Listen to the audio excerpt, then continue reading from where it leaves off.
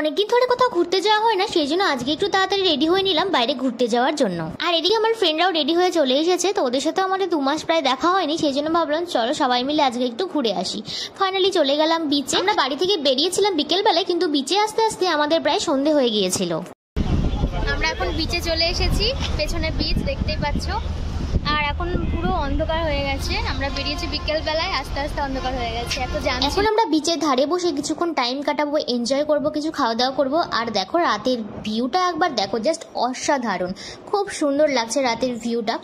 এরপর চলে আসলো সামোসা খেতে খেতে আমরা সমুদ্রের দৃশ্যটা অনুভব করছিলাম অনেকক্ষণ ধরে। তারপর আমরা বেরিয়ে পড়লাম, সোজা চলে গেলাম স্ট্রিট ফুডে। তো এখানে অনেক রকমের খাবার দোকান আছে, তোমরা যা চাইবে তাই পাবে।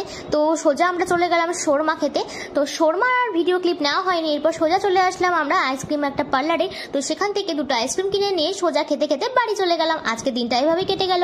কেমন লাগলো তোমাদের আজকে এই মিনি ব্লগটা অবশ্যই কমেন্টে জানিও। আজকের মতো tata, bye bye and good night.